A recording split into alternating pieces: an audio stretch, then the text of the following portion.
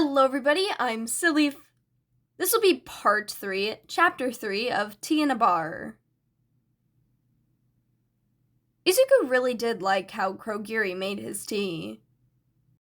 He's had tea before, even made some himself, but none of it seemed to be as good as the one the warped villain had made for him. At first, Izuku had seen his mom make herself tea, and how she seemed to enjoy it. She never did offer it to him, so he had thought that maybe she just didn't know if he would like to try it. It was about after a week that Izuku got up the courage to ask his mom if maybe she could make some tea for him too. The look she gave him made the weight in his chest feel heavier, and he regretted asking her. It was like she had looked at him like he was an inconvenience, like it was the biggest annoyance to be asked to make tea for her son. She usually ignored him or treated him as a distant relative, but at that moment, she showed something else. It was a look that reminded him of the ones his teachers showed him at school, or any of his classmates did when he greeted them. It was a look that reminded him of the spider lilies that would be found shoved in his bag after it was left unattended or simply laid out on his desk. Maybe he asked on a bad day, or maybe she had simply been in a bad mood. But after that incident, he taught himself how to make tea. Although, it didn't taste as good as Kurogiri's. So, having Kurogiri not look at him that way, and actually seem happy to make him tea, it felt nice. When he picked up the teacup, the heat seeped into his hands, and he closed his eyes, feeling content. The heat helped with the ache in his hands. They had started to ache more after he had finished his drawing. He hoped that they wouldn't hurt so bad after drawing Toga something. Despite throwing a knife at him, and not so quietly talking about his blood, she had been nice. And she had called his drawing pretty, so he didn't mind making a drawing for her. He went over the different ideas of what he could draw for her while finishing the cup of tea, the whole time making sure to keep his hands around the cup as long as possible. The tea must have finally taken effect, as Izuku had to open his eyes when he heard someone chuckle. He hadn't noticed that he had fallen asleep. Midoriya, I believe the chamomile tea has proven effective, Kurogiri said while standing in front of him across the bar's counter. To Izuku, it actually looked like the man was amused. When he went to respond, he was interrupted by the need to yawn, which he couldn't hold back. Izuku chuckled when he finally stopped yawning. I think I'll have to agree with you, Kurogiri. Thank you again for the tea. It was really good. It was my pleasure, the man had said before taking away the empty teacup. Izuku watched the man walk away, and then he looked beside him where Shigaraki still had his head down. His hair was splayed out. There were some parts that looked tangled and needed to be brushed. The funny thought of what hair routine Shigaraki had crossed his mind. Just because you're a villain didn't mean that you didn't use shampoo, conditioner, or leave-in hair conditioner. Feeling sleepy and not very caring about what others may think at the moment, Izuku set his hand down on the bar's counter with his right arm as his cushion. He was facing Shigaraki. The man hadn't moved a bit. Izuku wondered if maybe Shigaraki was tired like him. It wouldn't have been a surprise. Being a villain and avoiding getting caught by the law sounded stressful and tiring. He wouldn't be surprised if Shigaraki was actually asleep next to him. He's not one to judge. So, Izuku stared at Shigaraki's head, and with his tired, muddled mind and uncaring attitude, he reached out his fingers to touch the bluish-gray strands of hair. He started playing with them. Shigaraki didn't seem to notice. Izuku didn't seem to notice Dobby, who started choking on his drink after seeing what Izuku did. With the growing sense of weight on Izuku's mind and eyelids, and the surprisingly soft strands of hair between his fingers, he fell asleep. What the actual fuck? Oh my god, what the fuck is going on? Spinner whispered to Compress. All eyes were on Shigaraki, who hadn't moved from their heads-down position, and to Midoriya, who was next to him asleep, one hand previously playing with the villain's hair. Playing with Shigaraki's hair.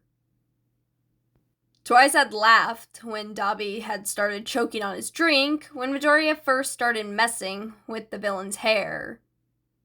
Everyone else had froze, fully expecting Shigaraki to decay the hero student on the spot. But that never happened.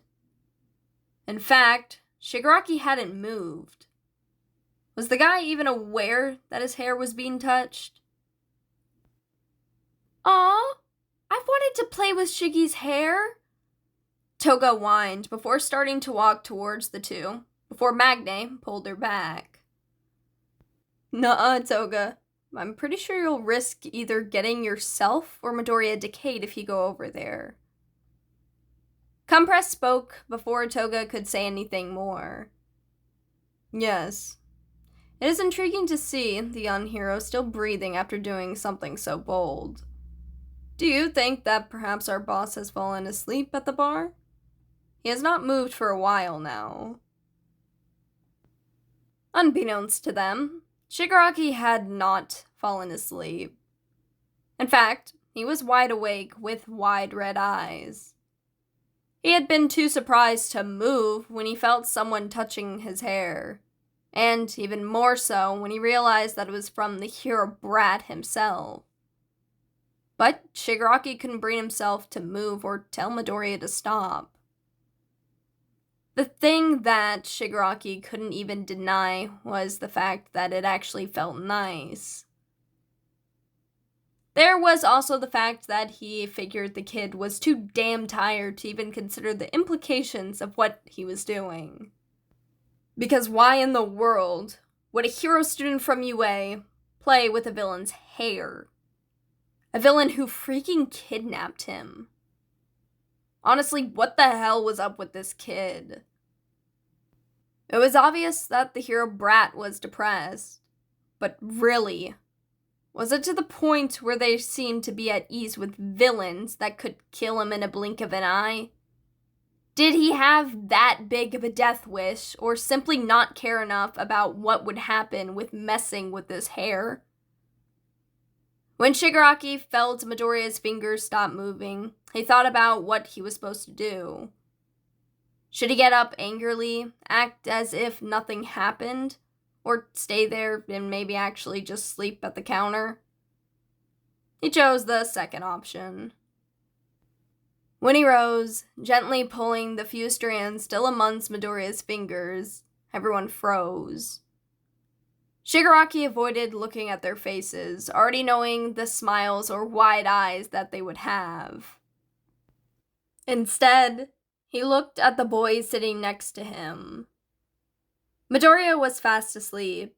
Apparently, the boy's arm was a good enough pillow as he seemed to be completely comfortable. He looked at the scarred hand that was only moments ago in his hair. It was odd, Shigaraki thought, that this kid, this future hero, one who would probably kill someone with one punch, one flick of a finger, as he saw at the sports festival, was asleep in his bar, had drunk Kurogiri's tea, and played with his frickin' hair. It didn't make any sense at all. Shigaraki hadn't been expecting any of this when he kidnapped Midoriya, and now He felt at a loss for what to even do. Shigaraki turned to the others, making them jump in place at the sudden motion. "Keep an eye on him," was all he said before walking away and to his room. Everyone except Kurogiri watched as Shigaraki walked away. When he was gone, Twice was the first one to speak. "Do you think it was embarrassed?" Compress brought a finger to their mask. "Possibly. I do believe he simply acted as if nothing happened to avoid speaking about it. What do you think, Kurogiri?" Everyone turned to look at the warp villain to get his response, given his closer connection to Shigaraki. But they froze when they finally looked at him. Kurogiri was reaching over to ruffle Midoriya's hair. The man would only have to close the gap of a few inches to touch the green hair. Green hair that, for some reason, just looked so damn soft. "Hey, Misty Man, what are you doing over there?" Dobby called out. Kurogiri seemed a bit startled at Dobby's remark and withdrew his hand. "I'm unsure of what came over me." "Aw, I want to touch Izuku-kun's hair too." "I want to touch it too." "No, I don't," Twice said. Both Twice and Toga ran towards Midoriya, but before they could lay one finger on green hair, Spinner had grabbed them by the collar. "You don't go just touching people's hair," Spinner scolded them. Toga pouted and looked from the hanging position that Spinner had her in. "But Izuku-kun touched Shiki's hair," Spinner sighed. I really don't know how to respond to that, other than Midoriya is not what we expected. "That's putting it lightly," Dobby muttered. The others nodded in agreement.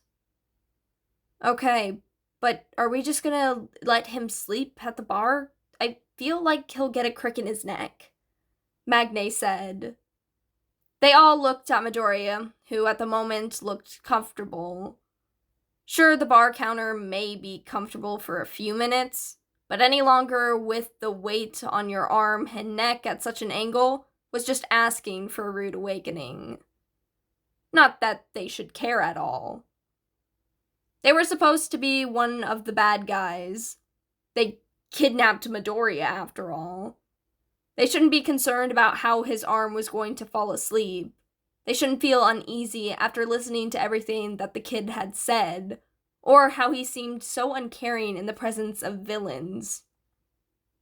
No, they shouldn't care at all. So why on earth were they discussing who was going to be the one to either wake him up so that he could sleep somewhere else, actually physically move him somewhere else, or simply leave him there? "I could put him in my marble and move him," Compress suggested. "No, that'll just wake Izuku-kun up." "What if we just woke him up and led him to one of the booth seats?" Spinner asked, pointing at one of the empty booths. "They're soft, aren't they?" "Alright, but who's gonna wake him up then?" Dobby asked. Everyone just looked at Dobby. The flame user frowned and crossed his arms. "You're joking. What if he wakes up and tries to kill me?" "He won't kill you, Dobby." "Maybe not, but I don't feel particularly inclined to be at the end of his quirk." "Oh, come on, Dobby," Spinner said. "If anything, Kurogiri is right there, so he'll make sure that if Midoriya attacks you, it won't get anywhere near you. Right, Kurogiri?" They looked at the misty villain. "If that is necessary," he responded. Dobby huffed. "Fucking fine. I'll burn your asses if the little brat tries something." Then he made his way towards Midoriya. From a few seats away, he called to Midoriya. "Hey, brat." "That's not his name," Toga hissed. Fine. Midoriya. No response. In a louder voice, Dobby called out to him again. Midoriya, wake up. Still no response. Dobby looked at the others and just waved a hand pointing at Midoriya. See? Look, I tried. Now can we just... Wake up, Midoriya! Twice practically screamed at the sleeping boy. Everyone turned to look at Twice, who slapped a hand over his mouth. Spinner punched Twice in the arm in annoyance. Then they looked back at Midoriya, fully expecting to see green eyes looking at them, and maybe the boy frowning at being so rudely woken up. That was not the sight they were met with. Instead, Midoriya was still fast asleep, showing no reaction to being yelled at. Seems the young hero is still asleep, Compress said. Kurogiri, you gave him chamomile tea to help with his sleep, did you not? Yes, I did. Chamomile tea is very useful with helping with insomnia, making sure that the sleep you get is restful. Wow, Izuku-kun must have been really tired if he's still sleeping, even if he didn't drink tea. Toga said, walking up to the boy. She looked down at his face and poked his cheek. He didn't react. Toga giggled. Oh, come on. He can't be sleeping that deeply, Dobby said before coming towards Midoriya after Toga stood back. He brought up a hand and poked Midoriya's cheek.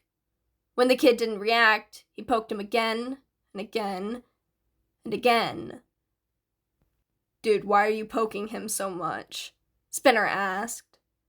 Dobby shrugged his shoulder and looked back at Spinner. I don't know, 'cause he's literally not reacting. And, how does someone not react to someone after poking their Ah!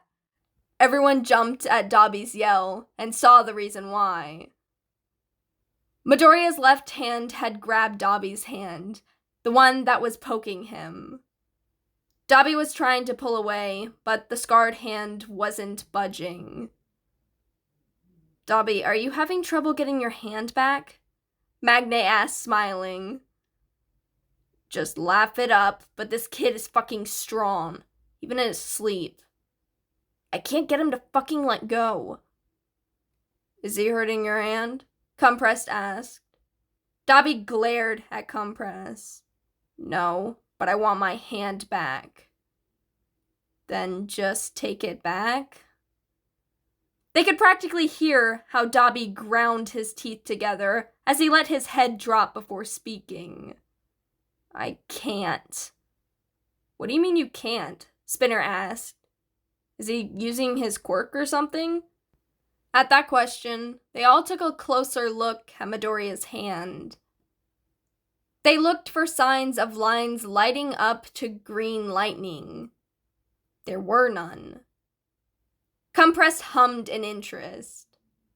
It seems the young hero is not using his quirk.